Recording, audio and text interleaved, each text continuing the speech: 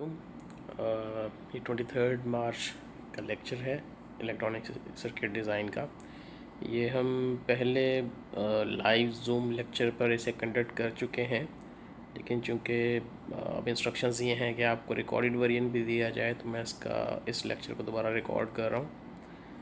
तो इस लेक्चर में हमने डिस्कस करेंगे आज के लेक्चर में कि इक्विवेलेंट सर्किट्स की क्या प्रॉपर्टीज़ हैं, और फिर कॉमन बेस जो हमारा ट्रांजिस्टर है उसको देखेंगे हम कि उसकी क्या प्रॉपर्टीज़ हैं और उसको सॉल्व कैसे करते हैं। ठीक है, तो सबसे पहले इक्विवेलेंट सर्किट की बात करते हैं। तो इक्विवेलेंट सर्किट किसी भी चीज़ का क्या फिज़िकल फिनोमेना का क्या होता है। जब ये कोई फिज़िकल फिनोमेना, कोई फिज़िकल एक्टिविटी को हम इक्विवेलेंट सर्किट में ट्रांसफॉर्म करने की कोशिश करते हैं, तो होना ये चाहिए कि उस फिज़िकल फिनोमेना की तमाम जो प्रॉपर्टीज़ हैं वो उसमें आनी चाहिए। ठीक है, तो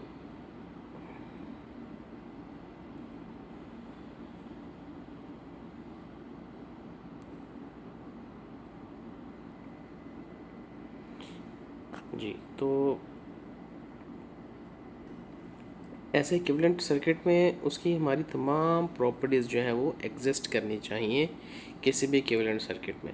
अब जो ट्रांजिस्टर के इक्विवेलेंट सर्किट्स हैं हमारे पास, वो काफ़ी ज़्यादा अवेलेबल हैं। तो उनमें से हम कुछ को स्टडी करेंगे। मुख्तलिफ किस्म के मॉडल्स हैं, जैसे भी स्मॉल सिग्नल एनालिसिस मॉडल है, और फिर उसके बाद पाई मॉडल होगा, हाइब्रिड मॉडल होगा, एज पैरामीटर मॉडल होगा। मुख्तलिफ किस्म के मॉडल्स हैं जो हम डिस्कस करेंगे अगले लेक्चर्स में।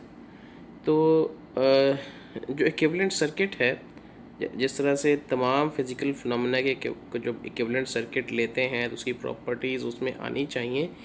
इसी तरह से जब इक्विवेलेंट सर्किट हम ट्रांजिस्टर का देखते हैं तो उसमें ट्रांजिस्टर के तमाम पैरामीटर्स इंक्लूड होने चाहिए।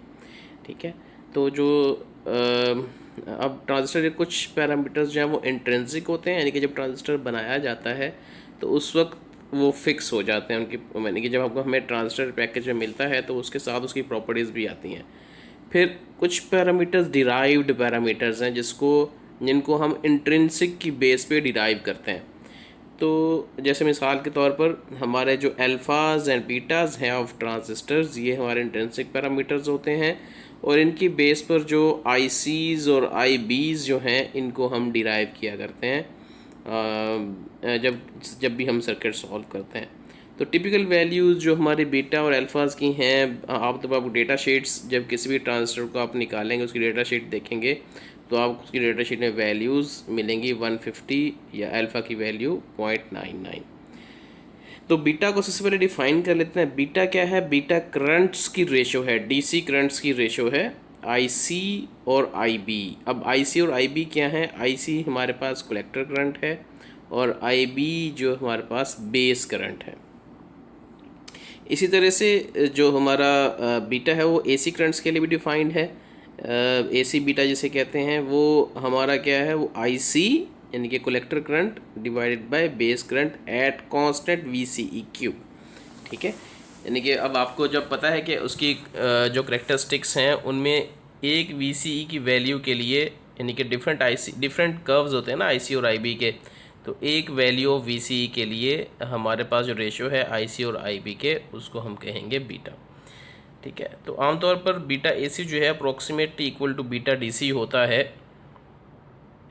ठीक है, और तो इसलिए हम इसको अब से ऑनवर्ड्स बीटा ही कहेंगे, और इस बीटा का मतलब होगा बीटा एसी ही मतलब होगा।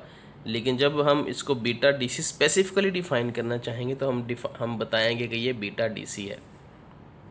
ठीक है, इसी तरह से जो हमारी अल्फ़ा है वो भी हमारी करंट की रेशो है। वो किन किन करंट की रेशो है? वो कलेक्टर करंट की और एमिटर करंट की रेशो है एट कांस्टेंट वीसीबी। ठीक है, वीसीबी हमारी कलेक्टर टू बेस वोल्टेज। ठीक है, तो ये हमारी कांस्टेंट, ये भी जाहिर है काफ़ी ज़्यादा कर्व्स हैं ना, तो एक वैल्यू ऑफ वीसीबी के ऊपर आईसी और आई की रेशो को जो हम अल्फ़ा कहते हैं। ठीक है, ये तो हमें पता ही है कि आमतौर पर जो ये हमें पता है कि जो हमारा आईसी है वो हमेशा आईई से कम होता है, तो अल्फ़ा की वैल्यू जो है हमेशा लेस देन 1 ही होनी है। ठीक है, तो अब एक नई चीज़ डिफाइन करते हैं, आर ई डैश। ठीक है, इसे कहते हैं डायनेमिक एमिटर रेजिस्टेंस। ठीक है, ये आमतौर पर एमिटर और बल्कि ये हमारी एमिटर और बेस के दरमियान की रेजिस्टेंस है, और ये काफ़ी छोटी रेजिस्टेंस होती है। ठीक है, ये है हमारी चूँकि ये एमिटर रेजिस्टेंस है तो ज़ाहिर है वोल्टेज और करंट एमिटर के साथ रिलेटेड होंगे। तो emitter to base voltage, emitter base के साथ रेजिस्टेंस है ना, emitter to base voltage divided by emitter current and at constant V C E Q. तो ये देखिए, अगर ये हमारे पास कॉमन बेस ट्रांजिस्टर है तो ये वी जो हमारी एमिटर और बेस के दरमियान रेजिस्टेंस है वो हमारी आर ई होगी। ठीक है, अब चूंकि ये एमिटर टू बेस रेजिस्टेंस हमारी forward emitter base forward bias होता है, ये रिवर्स बायस होता है कलेक्टर टू बेस। तो ये हमारी इनपुट साइड है एमिटर कॉमन बेस की, ये हमारी आउटपुट साइड है कॉमन बेस की। तो जो हमारी इनपुट रेजिस्टेंस है कॉमन बेस के केस में वो हमारी क्या है, आर ई डैश है। तो अब चूंकि आर ई डैश बहुत ही स्मॉल वैल्यू होती है तो इसका मतलब है कि जो कॉमन बेस की इनपुट रेजिस्टेंस है वो काफ़ी स्मॉल है। ठीक है, तो जो आर ई डैश है हमारे पास वो 26 millivolt divided by I E Q. ठीक है, अब ये हमारे पास ये हमें पता है ना कि हमारे फॉरवर्ड बायस, जिस तरह से डायोड का फॉरवर्ड बायस जंक्शन की प्रॉपर्टीज़ हैं, ये वैसे ही हमारी प्रॉपर्टीज़ हैं एमिटर टू बेस जंक्शन की। ठीक है, मुख्तलिफ वी सी बी के ऊपर एमिटर टू बेस जंक्शन की वैल्यू वी सी ई के ऊपर हमारी डिफरेंट बेस और डिफरेंट वोल्टेज और करंट के दरमियान फॉरवर्ड बायस के ग्राफ्स हैं। ठीक है, तो आर ई डैश जो हमारी है वो हमारी है 26 millivolt divide by I E Q. और हम देख सकते हैं कि आई चूँकि आमतौर पर थोड़ा सा आई ई आई सी और आई बी में से सबसे ज़्यादा होता है, और 26 मिली वोल्ट जो है वो एक छोटी सी वैल्यू है, तो आर ई डैश हमारी बहुत ही स्मॉल वैल्यू होगी। इसी तरह से आर सी हमारी स्मॉल सिग्नल ए सी रेजिस्टेंस है। ये क्या है, ये हमारी कलेक्टर से बेस के दरमियान रेजिस्टेंस है। कलेक्टर टू और चूँकि ये कलेक्टर से बेस के दरमियान रेजिस्टेंस है तो इसकी वोल्टेज और करंट भी इसी से रिलेटेड होने चाहिए। Voltage from collector to base divided by collector current at constant I ई।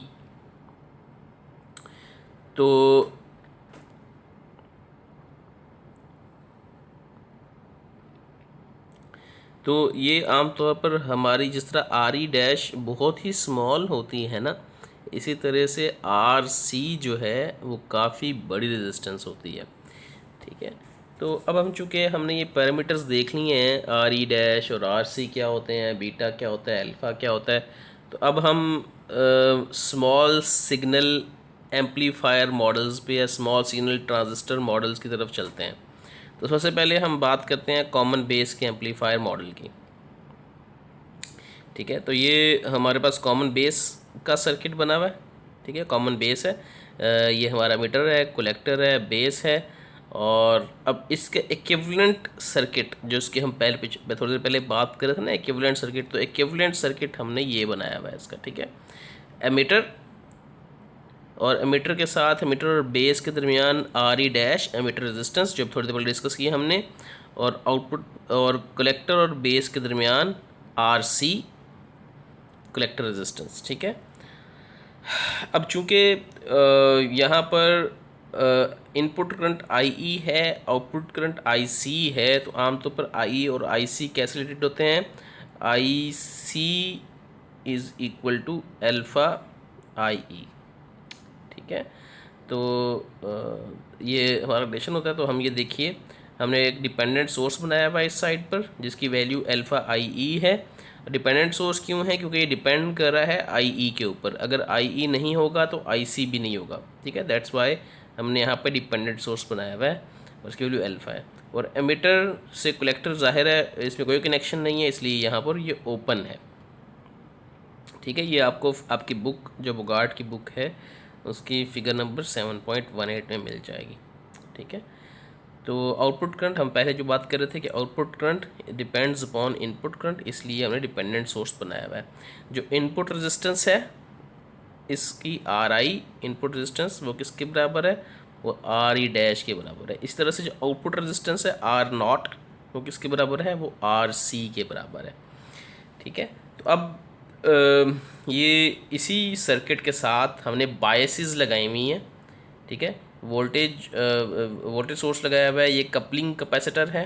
ठीक है, कपलिंग कैपेसिटर, और ये हमारे पास एमीटर के साथ बायसिंग, कलेक्टर के साथ बायसिंग लगाई हुई है। ठीक है, जब हम सुपरपोजिशन के थ्रू इसे करेंगे तो एसी को हम ख़त्म कर रहे हैं, सॉरी डीसी सोर्सेज को ख़त्म कर रहे हैं, सिर्फ एसी सोर्स रखा हुआ है। तो हम देखें कि अब हमारे पास जो रह गया है वो एसी एनालिसिस में एसी सोर्स डीसी सोर्सेज ख़त्म, तो सिर्फ हमारे पास ये चीज़ रह गई है। अब हम क्या करेंगे, हमारा जो स्मॉल सिग्नल मॉडल है वो इसको हम उठाकर इस जगह पर लेके आएंगे। ठीक है, तो ये हमने किया, ये हमारे पास वोल्टेज सोर्स एक साइड पर, एक साइड पर ये देखिए दोबारा देख लेते हैं वोल्टेज, ये देखिए वोल्टेज सोर्स आर ई, इस साइड पर आर सी, दरमियान में ट्रांजिस्टर। तो हम ट्रांजिस्टर की जगह पे मॉडल लेके आएंगे, देखिएगा दोनों साइड पर R E voltage source R C होगा, दरमियान में ये वाला सर्किट होगा। ठीक है, तो देखिए V S R E R C, दरमियान में जो मॉडल है हमारा ये है, यानी कि जो हमारी इमीटर टू बेस रेजिस्टेंस थी, कलेक्टर टू बेस रेजिस्टेंस थी, अल्फा ई, ये सारे हमारे साथ हैं। अब हम देखते हैं कि आर ई जो है वो बहुत ज़्यादा स्मॉल है as compare to this R E. ये आर ई जो है बहुत स्मॉल है, तो उनका पैरेलल कॉम्बिनेशन में हमेशा छोटी वाली रेजिस्टेंस जो है वो प्रिवेल करती है। तो R E dash parallel with R E would be equal to R E dash. इसी तरह से आउटपुट साइड पर सॉरी, आउटपुट साइड पर हमारा आर सी जो है वो is much much greater than R C, तो इनके पैरेलल कॉम्बिनेशन में भी छोटी ज़ाहिर रेजिस्टेंस प्रिवेल करेगी, तो इस आर सी और आर सी में से कैपिटल आर सी में से कैपिटल आर सी प्रिवेल करेगा। ठीक है, तो अब हम इसको अप्रॉक्सीमेट करते हैं, ये parallel combination of R C and R C would be capital R C, और parallel combination of R E और small R E dash would be equal to small R E dash. तो जब इसको देखिए हमने किया तो ये हमारे पास सर्किट बना। इस पैरेलल कॉम्बिनेशन की जगह पर सिर्फ आर ई डैश आ गया, इस पैरेलल कॉम्बिनेशन की जगह पर सिर्फ जो है वो आर सी आ गया। ठीक है, तो अब इसको सॉल्व करते हैं। देखिए कि अब हमारे पास वी आई जो है, ये वी आई आप देख सकते हैं, वी आई किसके बराबर है, एक्चुअली वी एस के बराबर है। क्यों, क्योंकि दरम्यान में कोई रेजिस्टेंस नहीं है। तो that V S is equal to I E multiplied by R E dash. ठीक है, I E multiplied by R E dash, ज़ाहिर है के वी एल लगा रहे हैं हम। और वी नॉट किसके इक्वल है, V naught is equal to I C multiplied by R C. ठीक है, तो आई सी को हम लिख सकते हैं अल्फ़ा आई ई। ठीक है, और साथ में आर सी हमने वैसे लिख दिया। अब वी नॉट इक्वल्स टू अब ये जो कि अल्फ़ा आई आर सी है, तो इसको हम लिख सकते हैं approximately equal to I E R C, क्योंकि अल्फ़ा जो है वो अप्रॉक्सीमेटली इक्वल टू 1 होता है। क्यों अप्रॉक्सीमेटली इक्वल टू 1 होता है, क्योंकि alpha equals to I C over I E होता है। तो ये आई सी और आई बिल्कुल बराबर बराबर होते हैं। तो अल्फ़ा लेस देन 1 तो होता है, लेकिन बहुत करीब करीब होता है 1 के, तो इसलिए हम लिख सकते हैं कि that would be equal to I E R C. ठीक है, दो हमारा ए वी क्या होता है, ए वी हमारे पास वोल्टेज गेन कहते हैं, output voltage V out divide by V I, V out divide by V I, इसको हम वोल्टेज गेन कहते हैं। तो वी नॉट किसके बराबर है, वी नॉट है आई ई आर सी। ठीक है, और वी आई किसके बराबर है, I E R E dash, I R E dash. तो आई से कैंसिल हो जाएगा, तो बचेगा हमारे पास R C divide by R E dash. ये हमारे पास वोल्टेज गेन हो गया। अब करंट गेन की बात करते हैं। आई करंट गेन क्या है, output current over input current. Output current हमारे पास यहाँ पे क्या है, आई सी। इनपुट करंट क्या है, आई सी डिवाइड बाय आई ई। तो आई सी को लिख सकते हैं अल्फ़ा आई, तो आई से कैंसिल हो जाएगा, तो हमारे पास बचेगा alpha equals alpha which is less than 1। तो हम ये कह सकते हैं कि जो करंट गेन है कॉमन बेस का वो हमेशा लेस देन 1 रहेगा। ठीक है, तो अब हमने इस सिर्फ जिसमें आर ई डैश है और आर सी है, जब इसका करंट गेन और वोल्टेज गेन फाइंड कर लिया है, तब इसके साथ हम बाइसिंग सर्किट्स लगाते हैं। देखिए, अब हमने ये देखिए यहाँ तक तो फाइंड कर लिया था जिसके अंदर आर सी है और आर ई है। अब इसके साथ हम क्या करेंगे, अब इसके साथ हम सोर्स रेजिस्टेंस लगाएंगे एक साइड पर, क्योंकि सोर्स लगना है इस एम्पलीफायर के साथ और साथ में लोड लगना है इस एम्पलीफायर के साथ। तो अब हम ये दो चीज़ें लगा के देखते हैं और फिर कुछ चीज़ें जो है हम डिराइव करेंगे। देखिए, ये वही वाला सर्किट है हमारा जो पहले वाला था। अब फ़र्क सिर्फ इतना रह गया कि पहले वाले सर्किट में आर ई से पहले सिर्फ वी एस था, अब दरमियान में हमारे पास एक सोर्स रेजिस्टेंस भी है। तो और इस आर सी के बाद हमने लोड रेजिस्टेंस भी यहाँ पर लगाई हुई है। तो अगेन हम ये देख सकते हैं कि आर ई डैश और are E dash capital R E से बहुत कम है, तो इनका पैरेलल कॉम्बिनेशन जो है वो आर ई डैश के बराबर आएगा। इस तरह से इनका पैरेलल कॉम्बिनेशन जो है वो कैपिटल आर सी के बराबर आएगा। तो फिर हम इसको सॉल्व कर लेते हैं। सॉल्व का सर्किट जो है हमारे पास ये बनेगा, ये दोनों पैरेलल कॉम्बिनेशन मिलके आर ई डैश बन गया, साथ में आर एस सीरीज़ में आ गया। इस तरह से आर सी इन दोनों का पैरेलल कॉम्बिनेशन आ गया, साथ में पैरेलल कॉम्बिनेशन आर एल का आ गया। तो हमने क्या लिख दिया, अब हम कहेंगे कि ये हमारा पूरे का पूरा एक एम्पलीफायर है, कॉमन बेस एम्पलीफायर। ठीक है, जिसकी input resistance R E dash है, आउटपुट रेजिस्टेंस आर सी है। ठीक है, और इसके साथ इनपुट साइड पे हमने एक सोर्स रेजिस्टेंस लगाई हुई है, साथ में सोर्स लगाया हुआ है। आउटपुट साइड पे हमने एक लोड रेजिस्टेंस लगाई हुई है। ठीक है, तो ए वी अभी थोड़ी देर पहले हमने निकाला था, V out by V in V out by V I equals to R C divide by R E dash. अभी थोड़ी देर पहले हमने पिछले पेज पे निकाला है। ये वो वोल्टेज गेन था V out divide by V I, यानी कि इस जगह पे वी आउट डिवाइड बाई इस जगह पे वी आई। अब हम क्या फाइंड करना चाहते हैं, ओवरऑल वोल्टेज गेन फाइंड करना चाहते हैं कि V L divided by V S find करना चाहते हैं कि ये क्या आएगा। तो इसको हम फाइंड कर लेते हैं, मुश्किल नहीं है। तो जो वी आई है हमारे पास यहाँ पर, अब इस जगह पर वी आई वो क्या है, अब हम इस पे वोल्टेज डिवाइडर लगाएंगे, are E dash divided by R E dash plus R S, R E dash divided by R E dash plus R S multiplied by we S. ठीक है, ये वी आई होगा। और ए वी जो है हमारे पास we not by V आई होता है, तो इससे हमारे पास आउटपुट वोल्टेज क्या निकली, V I multiplied by A V. A V हमने पिछले पेज पर R C over R E dash निकाला था, और वी आई अभी थोड़ी देर पहले हमने ये निकाला है। तो इन इन दोनों को हम वैल्यूज़ पुट कर देंगे यहाँ और यहाँ से, तो रिजल्टिंग हमारे पास एक्सप्रेशन ये आएगी वी नॉट की, R C divide by R E dash multiplied by this thing. ठीक है, तो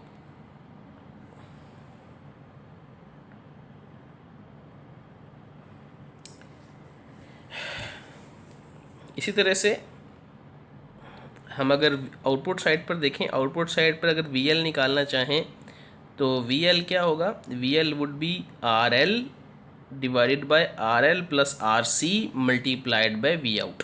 ठीक है, अगर ये वी आउट है यहाँ पर, तो अगेन वोल्टेज डिवाइड लगेगा R L divided by R L plus R C multiplied by V out. ठीक है, R L divided by R L plus R C multiplied by V out. तो V out कैसे लिख सकते हैं, we out हम लिख सकते हैं R C divide plus R C plus R L divide by R L multiply by V L.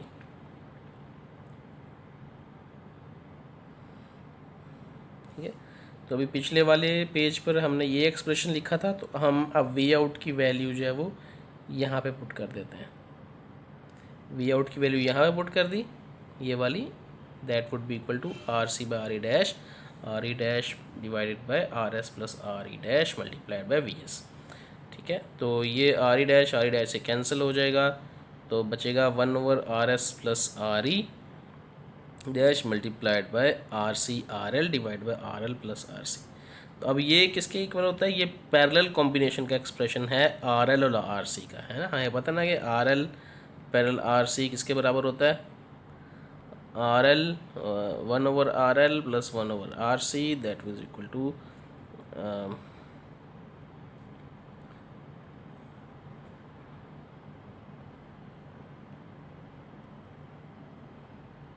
Are C plus R L divide by R C R L, तो ज़ाहिर है आर इक्विवेलेंट किसके बराबर होगा, R C R L divide by R C plus R L. ठीक है, तो ये पैरेलल कॉम्बिनेशन है आर सी और आर एल का, हमने ये लिख दिया।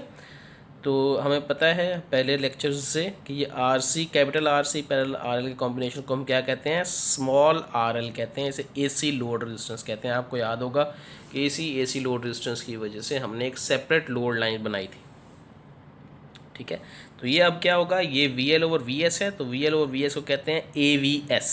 ठीक है, तो पहले सिंपली ए वी था, वो किसके इक्वल था, वी नॉट ओवर वी आई के। अब ए वी एस किसके बराबर है, वो है V L divide by we S. ठीक है, ये सिंपल एम्पलीफायर का करंट गेन होता है, वोल्टेज गेन होता है। ये पूरे सर्किट का जिसके साथ हम लोड रेजिस्टेंस भी लगा लेते हैं और इनपुट साइड पर जो है वो सोर्स रेजिस्टेंस के साथ हम शामिल करते हैं।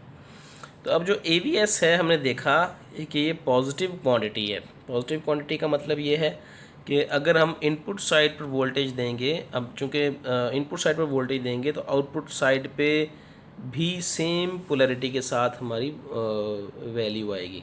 अगर ये इसकी वैल्यू नेगेटिव होती तो हम ये कहते हैं कि इनपुट साइड पर अगर पॉजिटिव वोल्टेज देंगे तो आउटपुट साइड पर नेगेटिव आएगी, अगर नेगेटिव देंगे तो पॉजिटिव आएगी। अब चूँकि ये पॉजिटिव वैल्यू है, ये पोलैरिटी में फ़र्क नहीं करेगा गेन, तो हम अगर इनपुट साइड पे पॉजिटिव वैल्यू देंगे आउटपुट साइड पे पॉजिटिव आएगी, इनपुट साइड पे नेगेटिव देंगे तो आउटपुट साइड पे भी नेगेटिव आएगी। ठीक है, तो ये लिखा हुआ है कि output voltage and input voltage they will have same polarity. इसका क्या मतलब है कि output voltage is in phase with V in. अगर ये नेगेटिव होता, उल्टा होता, तो हम कहते हैं कि A C V out is out of phase with V in with 180 degree, अगर नेगेटिव होता तो। लेकिन अभी पॉजिटिव है तो इसलिए ये इन फेज है विद वी इन। तो अगर हम वी ई बी को बढ़ाते हैं, एमिटर टू बेस वोल्टेज को बढ़ाते हैं, तो जाहिर है हमारा कलेक्टर टू बेस वोल्टेज बढ़ता है। कलेक्टर टू बेस वोल्टेज ये कैसे होगा, ये ऐसे होगा कि अगर हम वी ई बी को बढ़ाएंगे, वी ई बी को बढ़ाने की वजह से हमारा जो एमिटर करंट है वो कम हो जाएगा। एमिटर करंट कम होने की वजह से अल्फ़ा आई ई की वजह से आई सी कम होगा, इस आई सी कम होने की वजह से आई सी आर सी कम होगा, जिसकी वजह से हमारा वी सी भी बढ़ जाएगा। तो हम ये कह सकते हैं कि वी ई बी बढ़ने की वजह से वी सी बी भी बढ़ता है। तो इसका मतलब है ये दोनों क्या हैं, ये दोनों इन फेज़ हैं। ठीक है, तो अब हम ट्रांजिस्टर के बाय सर्किट्स देखते हैं। अभी थोड़ी देखिए हमने क्या किया था, हमने ये हमारा डिवाइस है, वही जो कॉमन बेस एम्पलीफायर है वो है। ठीक है, एक इसकी इनपुट रेजिस्टेंस है, एक इसकी आउटपुट रेजिस्टेंस है। ठीक है, तो इसकी कॉमन बेस की इनपुट रेजिस्टेंस क्या है, आर ई डैश है, आउटपुट रेजिस्टेंस क्या है, स्मॉल आर सी है। तो इसके साथ हम मुख्तलिफ किस्म के सर्किट्स लगाते हैं, बाइसिंग सर्किट्स उन्हें कहते हैं, अपना मकसद अचीव करने के लिए। देखिए इसके साथ अगर हमने बायसिंग सर्किट्स लगाया है, ये बायसिंग सर्किट लगाए हैं, तो इस बायसिंग सर्किट के साथ इसकी इनपुट रेजिस्टेंस भी चेंज हो जाएगी, आउटपुट रेजिस्टेंस भी चेंज हो जाएगी। इस इनपुट रेजिस्टेंस को आर इन कहेंगे, डिवाइस की वाले को क्या कहेंगे, आर आई आर आउट, और जो पूरे बायसिंग सर्किट के साथ जो इनपुट रेजिस्टेंस होगी उसको आर इन कहेंगे और आर आउट कहेंगे। कॉमन बेस एम्पलीफायर में आर आई क्या थी, आर ई डैश थी, और आर इन क्या थी, ये हमारा कैपिटल आर ई था। तो आर इन क्या थी, आर इन थी are I parallel with R ई। तो जाहिर है ये आर ई डैश के बराबर है, क्योंकि आर ई जो है are E dash R E से काफ़ी कम है। इस तरह से आर नॉट जो है वो स्मॉल आर सी है, और आर आउट क्या है, small R C parallel with capital R C. तो जाहिर है ये आर सी के बराबर आएगी। तो अभी हम इसकी एग्ज़ाम्पल देख लेते हैं। एग्ज़ाम्पल में क्या है कि ये हमारे पास गिवन सर्किट है, इसमें हमने इनपुट रेजिस्टेंस निकालनी है एम्पलीफायर की, फिर इनपुट रेजिस्टेंस निकालनी है इस, यानी कि आर इन यहाँ पे आर आई यहाँ पे निकालनी है, आर इन यहाँ पे निकालनी है, और फिर वोल्टेज गेन निकालना है वी आउट ओवर वी इन का, फिर वी एल निकालना है, आई एल ओवर आई एस निकालना है, और फिर आई एल निकालनी है। ये सारी वैल्यूज़ हमने निकालनी है। ठीक है, तो आर आई सबसे पहले हमारी आर आई किसके बराबर है, आर ई डैश के बराबर है। आर ई डैश किसके बराबर है, 26 millivolt divide by I, इसका फार्मूला है। इसके लिए हमें आई ई निकालना पड़ेगा। अब आई ई देखें कैसे निकलेगा, आई निकलेगा this voltage minus this voltage divide by this current. ठीक है, तो ये वाली करंट, ये वाली वोल्टेज कौन सी है, वी ई बी है। ठीक है, ये वैसे वी है डिवाइडेड बाय दिस करंट और दिस रेजिस्टेंस, तो हमारे पास ये करंट निकल आएगा वीई माइनस 6 वोल्ट जो थी, V E minus V B divide by 2K। ठीक है, तो यहाँ पास 2.65 मिली एम्पेयर निकलेगा। इस वैल्यू को हम यहाँ पुट करेंगे तो हमारे पास आर ई डैश जो है वो 9.81 ओम निकलेगी। देखिए काफ़ी स्मॉल रेजिस्टेंस है, जैसे हम पहले कह चुके हैं। आर इन किसके बराबर है? आर इन है are E dash parallel are E, और आर ई जो हमें गिवन है वो है 2 किलो ओम। ठीक है, तो 2 किलो हम पैरेलल कॉम्बिनेशन, तो हमारे पास 9.67, हमने देखिए ये पैरेलल कॉम्बिनेशन से वैल्यू करी तो ये 9.81 के करीब करीब आई है। तो हम इसका मतलब है हमने वो सही कहा था कि आर ई डैश और आर ई का पैरेलल कॉम्बिनेशन में आर ई डैश के बराबर ही वैल्यू आती है अप्रॉक्सीमेटली। इसी तरह से जो हमारा वोल्टेज गेन है वो R C divide by R E dash है। आर सी गिवन है हमें 1K। ठीक है, 1K डिवाइडेड बाय 9.81 अभी निकाली हमने R C R E dash, तो इसकी जो भी वैल्यू निकलेगी वो हमारा वोल्टेज गेन होगा। इसी तरह से जो ए वी एस है हमारा वो V L by V S है, तो वी एल निकालने के लिए क्या करना पड़ेगा? ए वी एस के साथ वी एस को मल्टीप्लाई करना पड़ेगा। ठीक है, वी एल की वैल्यू, वी एल का एक्सप्रेशन अभी थोड़ी देर पहले हमने निकाला था, ये देखिए वी एल का एक्सप्रेशन ये थोड़ी देर पहले हमने निकाला था।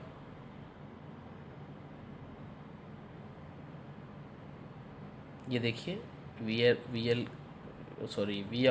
एल का एक्सप्रेशन ये निकाला है हमने R L divide by R C plus R L V out, और वी आउट की वैल्यू हमने क्या पुट करनी है? वी आउट की वैल्यू अगर हम ये वाली पुट कर दें इस जगह पर, तो रिजल्टिंग एक्सप्रेशन हमारे पास क्या बनेगा?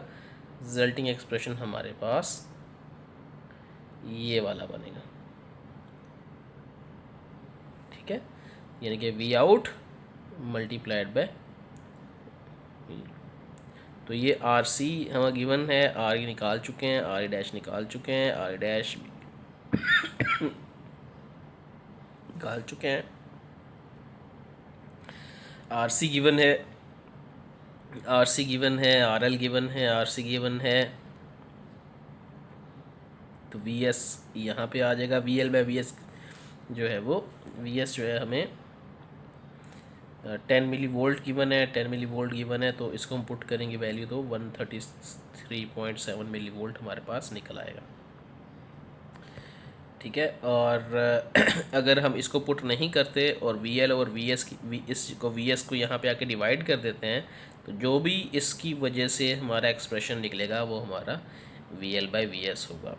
अब अगला काम ये हमारा कि आई एल ओवर आई एस निकालना है। तो जो करंट गेन है ए आई, वो हमारे पास क्या है? Output current over input current. इसको हम लिख सकते हैं output current would be equal to A I multiplied by input current. तो जो आई है हमारा, आई इनपुट करंट हमारा, वो हम देख सकते हैं वो कैसे निकालेंगे। इनपुट करंट यहाँ पर जो करंट है हमारा वो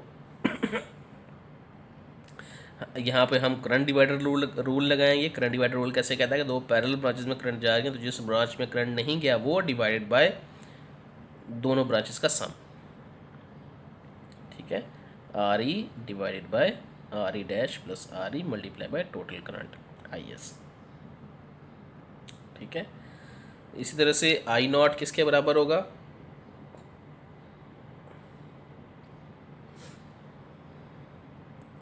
ये अब हमने चूँकि करंट निकाली है इनपुट करंट, तो इसकी वैल्यू हम कहाँ पुट करेंगे? इसकी वैल्यू यहाँ पुट करेंगे, तो I naught would be equal to A I multiply by this expression, A I multiplied by this expression.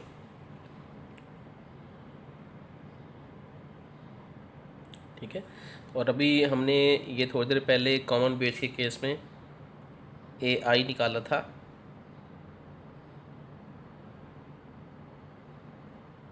वो किसके बराबर निकला था? वो अल्फ़ा के बराबर निकला था।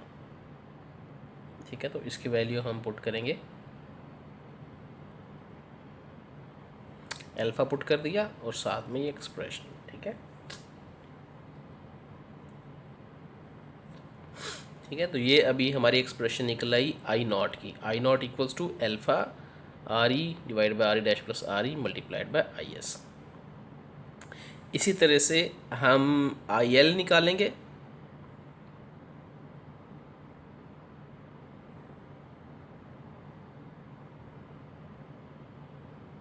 आई एल कौन सा करंट है, आई एल इस ब्रांच में जाने का करंट है, तो इसका मतलब है ये जो आई सी यहाँ पे आ रहा होगा वो डिवाइड होगा इसमें और इसमें। तो कैसे निकालेंगे, वही पुराना तरीका, ये जिस ब्रांच में करंट नहीं जा रहा डिवाइडेड बाय दोनों ब्रांचेस का सम।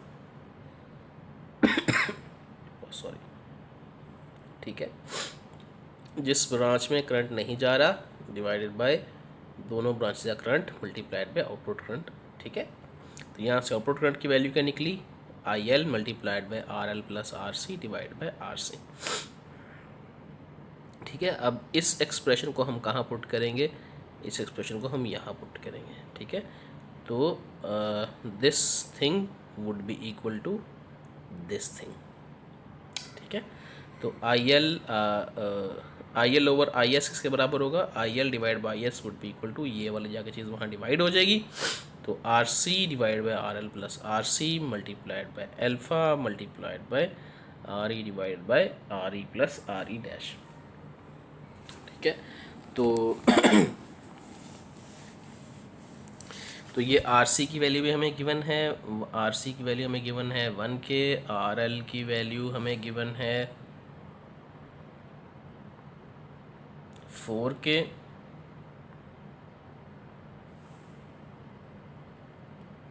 ठीक है, आर ई डैश हमने निकाली थी 9.81 ओहम, आर ई क्या निकलेगी, आर ई हमारी थी 2 किलो ओहम।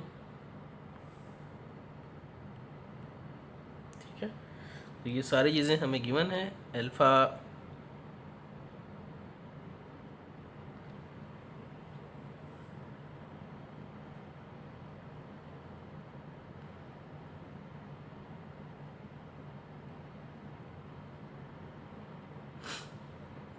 अल्फ़ा गिवन है, तो हमारे पास हम इनमें वैल्यूज़ को पुट करके आई एल और आई एस वैल्यू निकाल सकते हैं।